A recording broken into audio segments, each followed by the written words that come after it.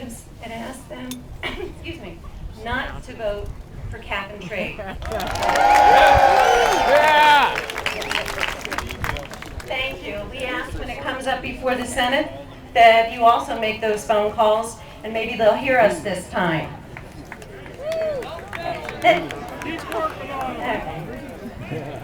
What's happening to the American way?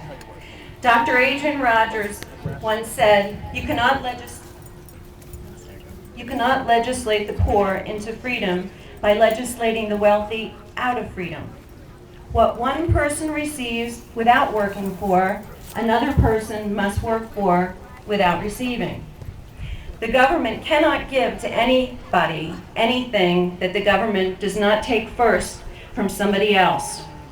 When half of the people get the idea that they do not have to work because the other half is going to take care of them, and when the other half gets the idea that it does no good to work because someone else is going to get what they work for, that, my friend, is about the end of a nation.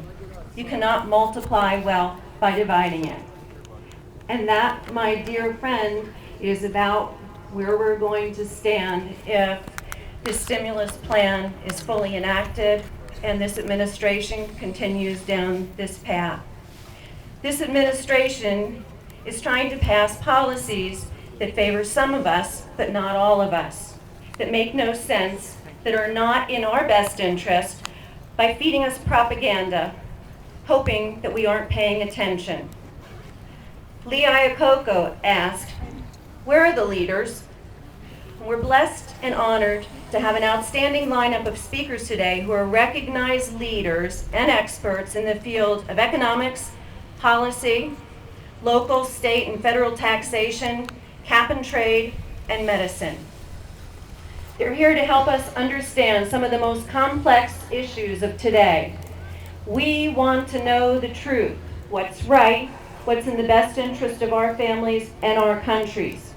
I'm proud to introduce to you today our MC, Glenn Meekum, business.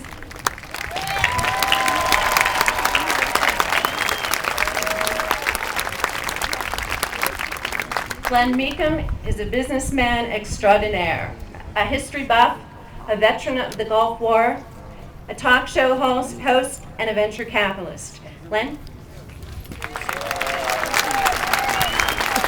Thank you, Patty Weaver. I tell you what, I met Patty Weaver this year, and she is just awesome. What a warrior for independence.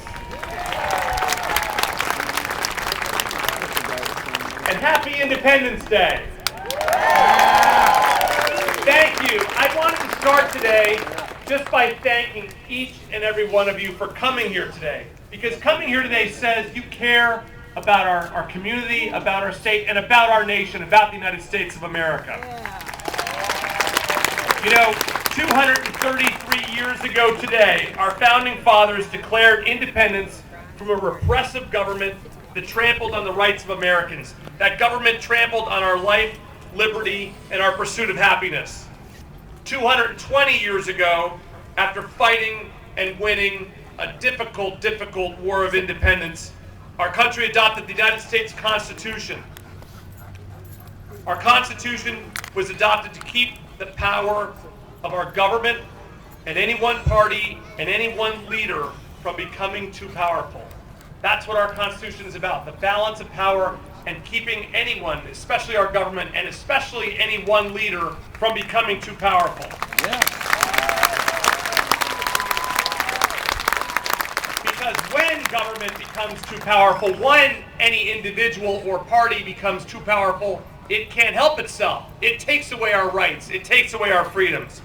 We are here today because our government, one party, and one man have grown too large and too powerful in America. Wow. We are here to stop them and to put our government back in its place.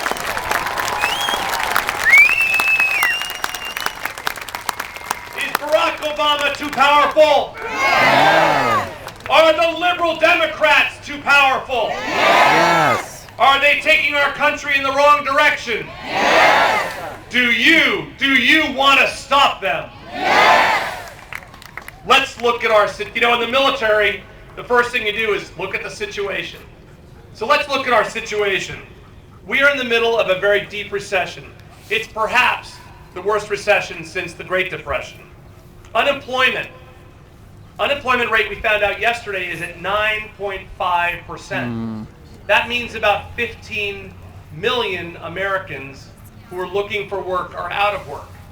I have friends who are out of work. A woman who used to work for me at Free Markets, I just found out, is about to lose her house because she's out of work. And she's really good. She's smart. She's hardworking.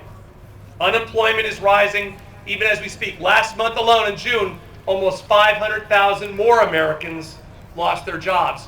And since Barack Obama and since the liberal Democrats took total control over our government almost 6 months ago, over 2 million Americans have lost their jobs since then. The stock market. Does anyone here have an investment in our country, in America? Anybody here an investor? Our stocks are down. Even though we've had a little bit of recovery this spring, our stocks are still down 40%. 40% in our IRAs, 40% in our 401ks, 40% on average in our education accounts, down. And there's no hope, really. The stock market's flat. It's not doing anything right now except volatility and maybe going down again. Home prices. We've been spared a little bit here in Pittsburgh because we never had the boom, but our home prices even here are still going down. And in some parts of the country, they're going way, way down. They're down 30, 40, 50%. We have the largest tax increase in our history already scheduled on the books. George Bush and the Republicans lowered taxes, and now the current Congress will not, the Democrats, since they took control of the Congress 2 years ago, they will not extend those tax rates. We have the largest tax increase in our history scheduled for January 2011. Very bad. Bob Flowers talked about that. And he's a man of God. He knows about taxes. It's in the Bible. It's not good. Global warming.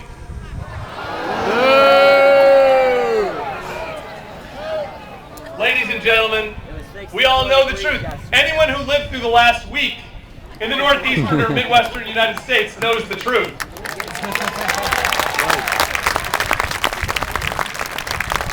Global average temperatures have been falling since 1998. That's right.